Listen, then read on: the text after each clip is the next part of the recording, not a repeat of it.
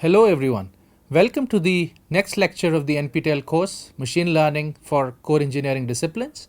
In the last couple of lectures, we have delved into the mean squared error and the mean absolute error loss functions, and we also took up a couple of examples on the application of the mean squared error loss function to obtain analytically the best set of parameters for a linear regression and a quadratic regression model involving just one feature. So in this lecture, we will go forward into our discussion of various other types of loss functions that exist for use as an ML engineer. So let's go ahead and get started. So the topic is again loss functions used in ML, and we already discussed two of them. So I am going to start with the third loss function, which is after mean squared error and mean absolute error, and this is the mean squared logarithmic error.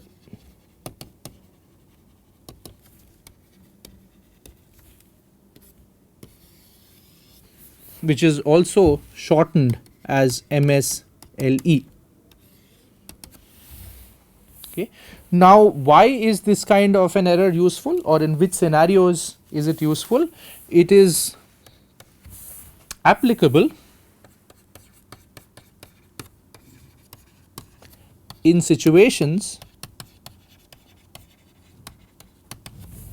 when a target variable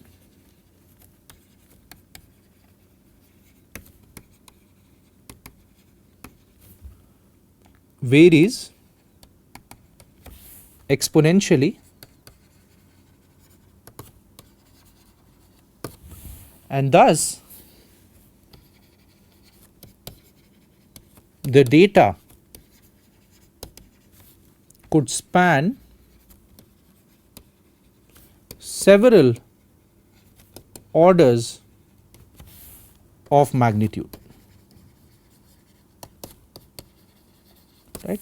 So many times in the core engineering disciplines, we have variables that depend exponentially on time or exponentially on certain other features, and therefore the data could span several orders of magnitude. So in this case, the mean squared logarithmic error is very useful. However, of course, log is only defined for non-negative numbers. So even if you use a scale to shift it, typically your targets should be non-negative,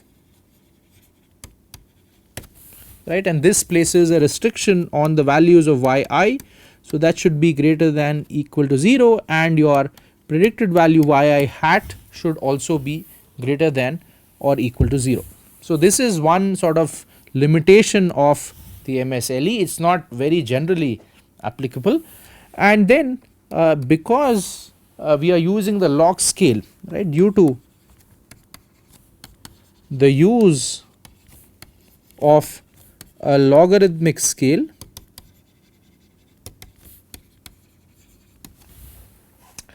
the underestimations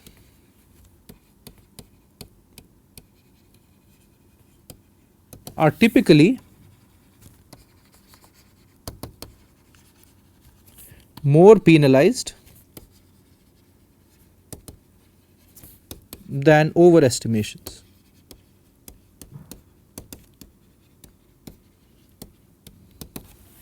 Right, due to the shape of a log function. So this is again something to keep in mind, and the way it is formulated is as follows, right. So let's write the loss function.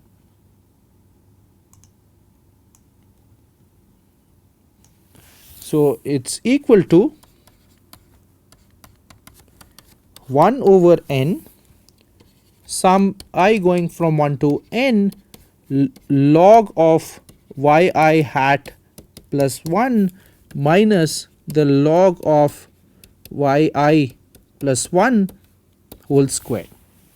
right.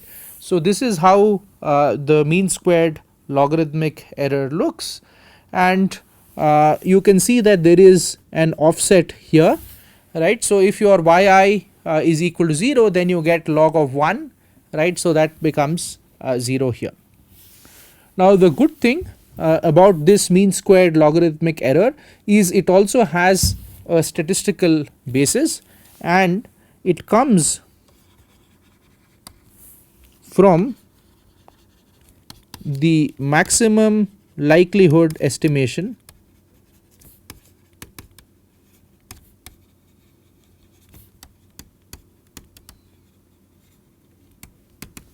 assuming log normally distributed noise.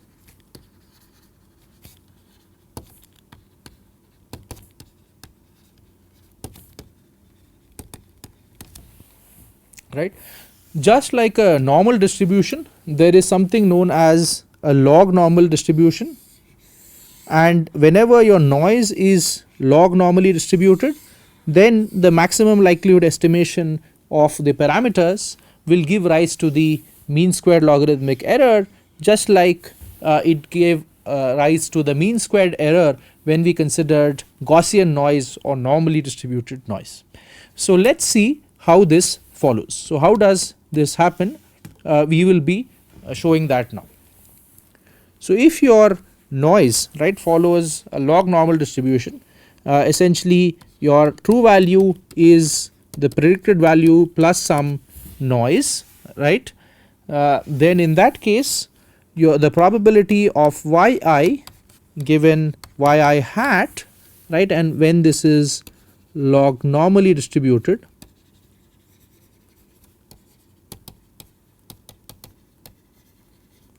is 1 over yi square root of 2 pi sigma squared exponential of minus log of yi minus the log of yi hat whole squared by 2 sigma squared.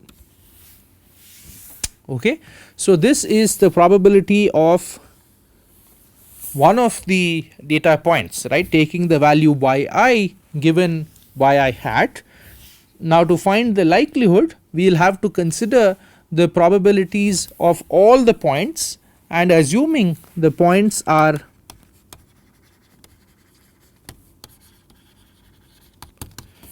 independent, or the samples are independent and identically distributed,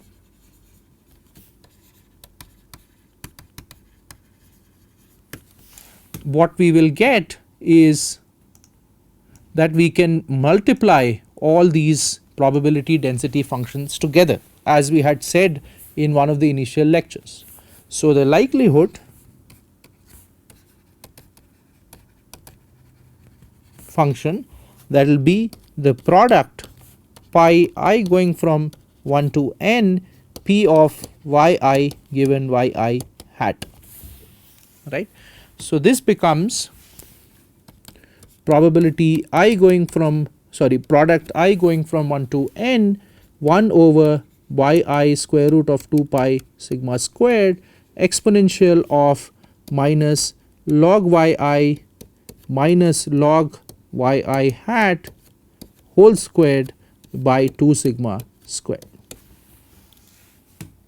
As we did a couple of lectures ago, we will work with the log of this particular likelihood, right, because it involves the product of several terms, and we know that whenever there is the product of a couple of terms, then if you take a log, that product becomes a summation.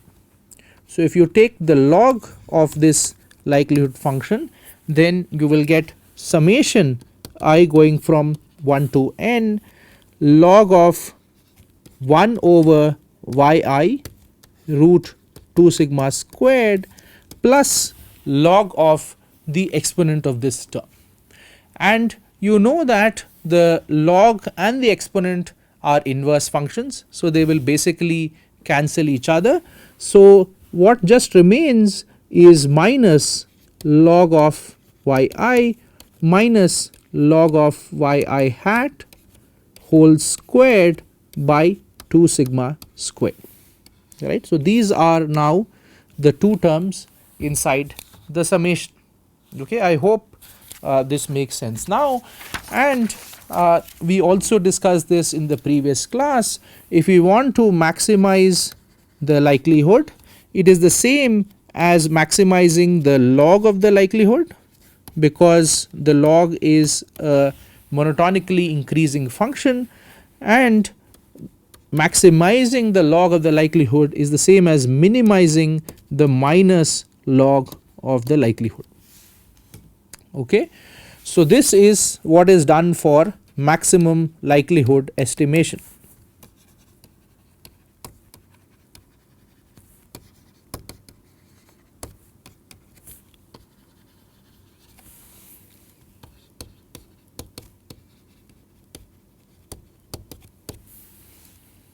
Okay.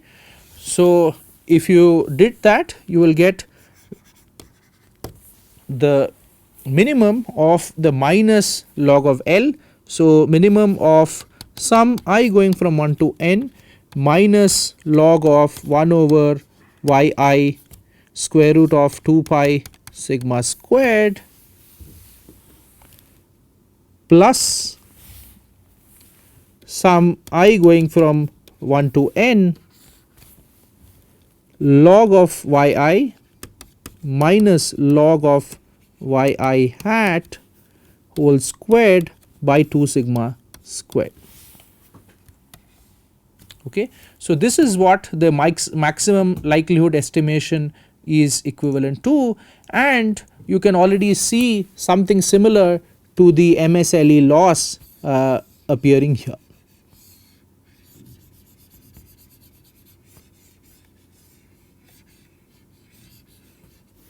Of course, when we are trying to find the optimal parameters, all these other things in this expression are constant. 2 sigma square is a constant, yi the true data is a constant, and this is also a constant. So, the maximum likelihood estimation is essentially equivalent to, so MLE is therefore equivalent to minimizing the mean squared logarithmic error,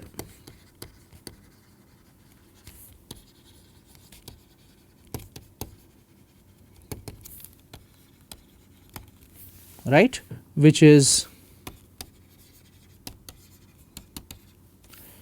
MSLE equals some I going from 1 to n 1 over n log of yi minus log of yi hat whole squared, right. And if you remember, the expression I had shown you that had a yi plus 1 here, right, and here it was yi hat plus 1, right. Adding this plus 1 also allows you to consider numbers greater than equal to 0, right. Adding the plus 1 allows consideration of all positive values of the target variable.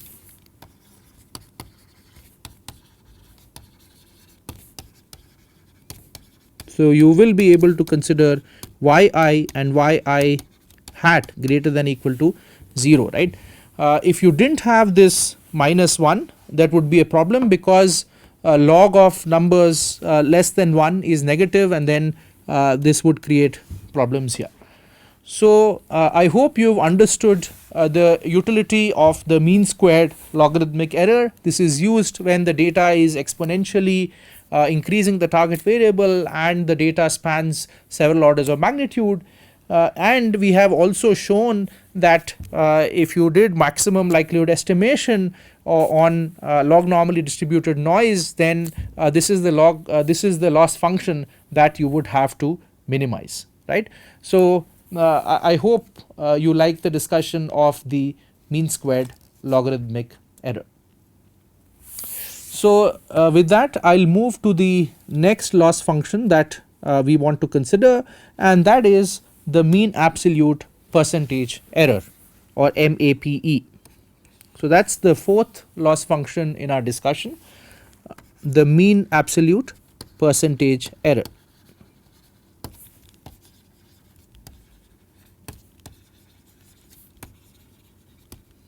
shortened as MAPE.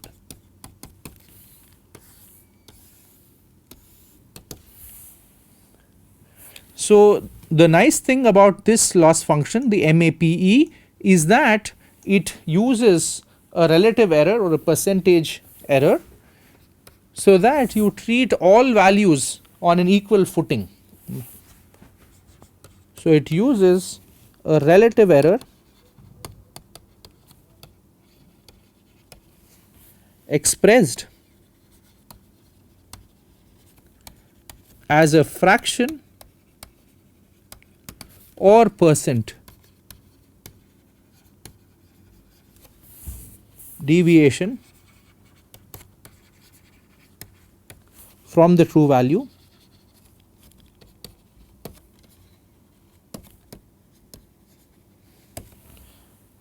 right. So this is how it looks like. So the LMAPE is basically 100 divided by n if you are using a percentage type of metric, some I going from 1 to n, the relative error. So yi hat minus yi divided by yi with an absolute magnitude, and there are some modifications that can be done here. The first is that this 100 is omitted if you want a fractional estimate of the error. So this 100 factor of 100 is omitted if we desire a fractional and this division by yi, right, obviously it can make the loss function slightly unstable for very low values, but in principle it can be replaced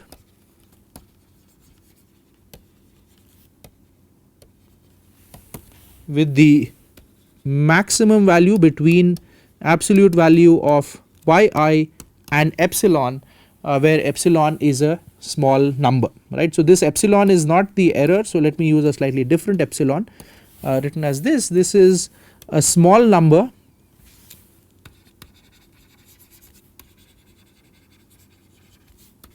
used to avoid division by 0.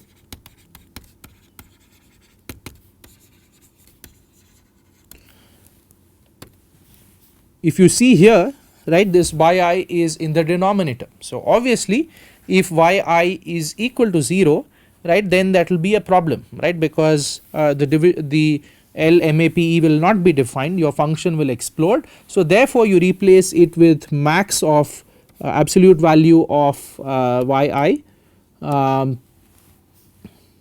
comma epsilon, right, where epsilon is a small number used to avoid this division by 0. Okay. So that is the mean absolute percentage error. The advantage of this, as I have already mentioned, is that it enables similar relative error for all values of the target variable,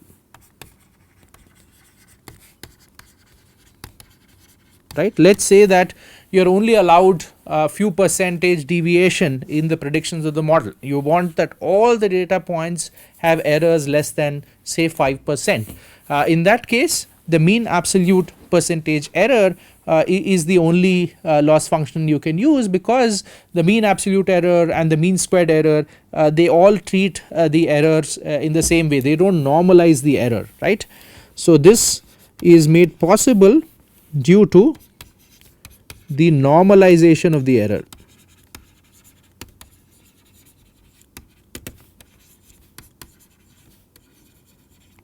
by the true value.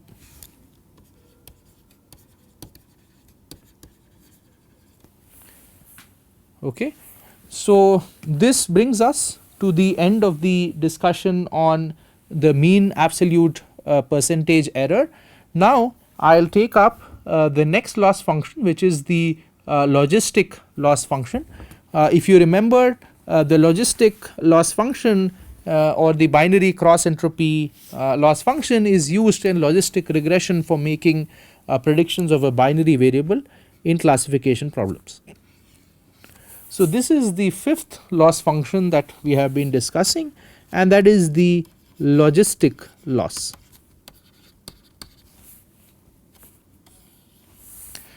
Like I said, this is also called the log loss or the binary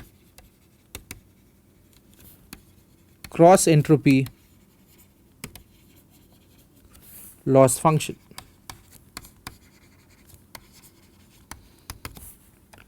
It mainly finds use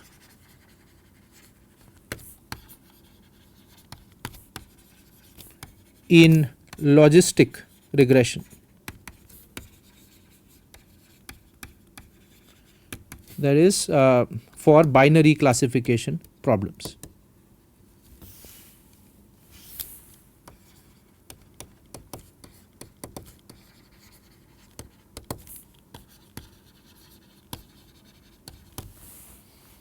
Okay.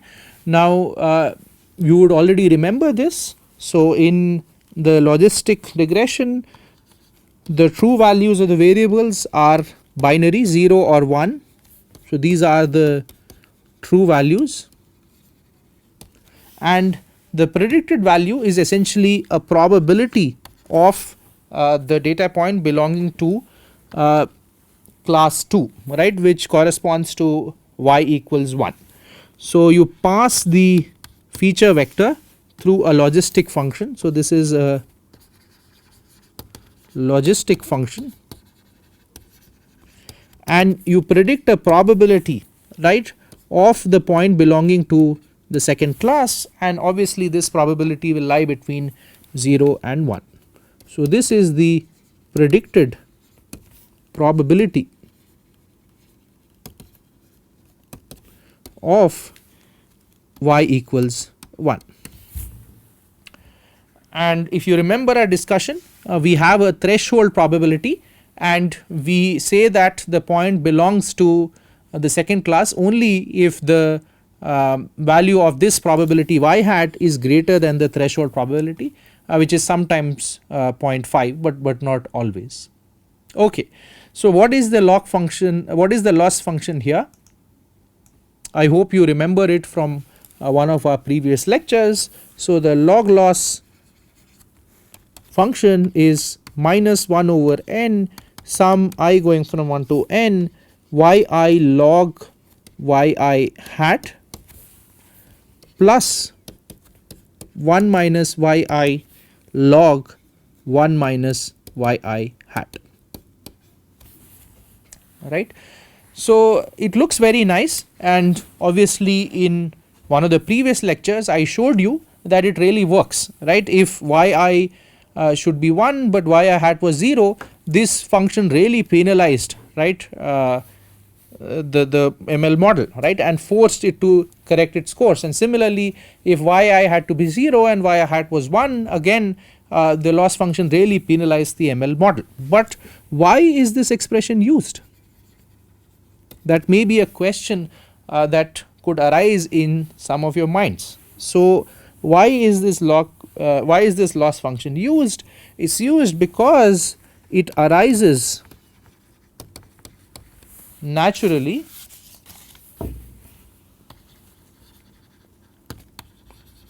from the maximum likelihood estimation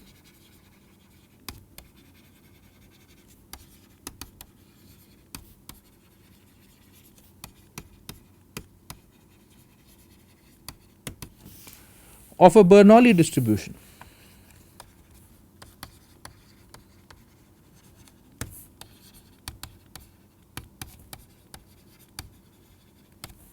if you remember, we did discuss the Bernoulli random variable several lectures ago, right? So whatever we studied in the initial lectures on probability and statistics, it does find use somewhere or the other in machine learning. So in this case, when you have a Bernoulli distribution, then the likelihood of the point be taking the value y given y hat, right, which is the predicted value, is y hat raised to the power y times 1 minus y hat raised to the power 1 minus y, right, because this y hat is essentially the probability,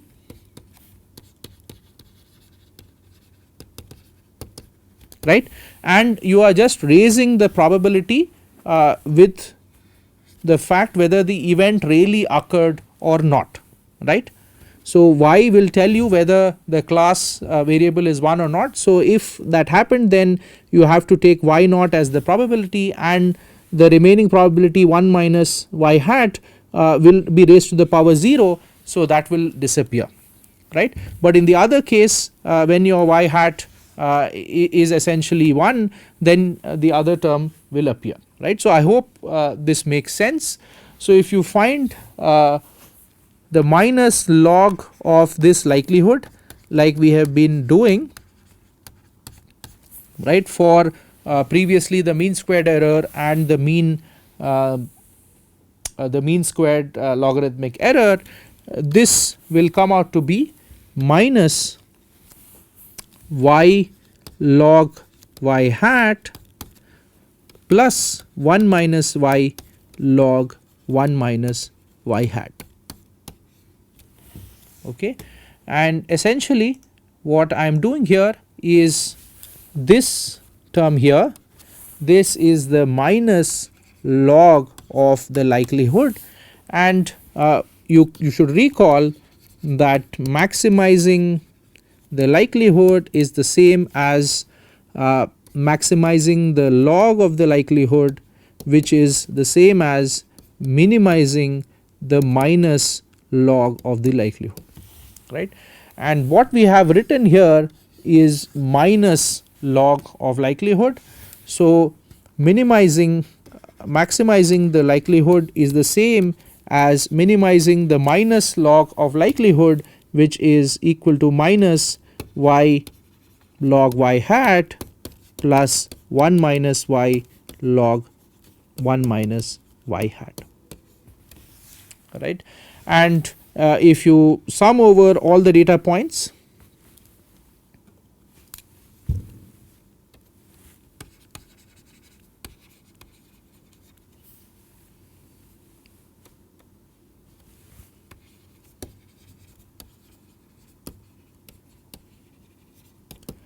and average it, what you will get is the log loss function,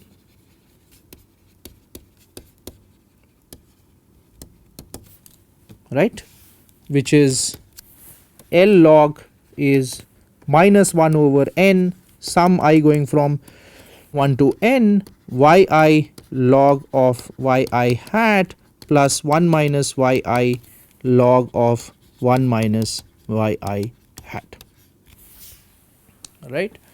The one thing I just want to tell you, in going from here to here, I have used the probability, I have used the property that log of x to the power a is equal to a log x, right. So that is why these exponents came out in front of the log,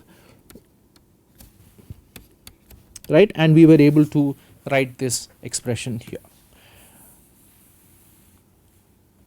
So essentially what we have been able to show is that the log loss function or the logistic loss function corresponds to the maximum likelihood estimation of a Bernoulli random variable, right. With that I come to the end of this particular lecture. We have gone a little bit further in our discussion of the loss functions. We have added to our repertoire 3 more loss functions from the first 2 that we discussed. Initially 2 lectures ago we had looked at the mean squared error and the mean absolute error. In today's lecture, we added the mean squared logarithmic error, the mean absolute percentage error, as well as the log loss function. So in the next class, I look forward to discussing a few more loss functions which will really complete our discussion and make us ready for training machine learning models. Thank you very much for attending today's lecture, and I look forward to seeing you next time.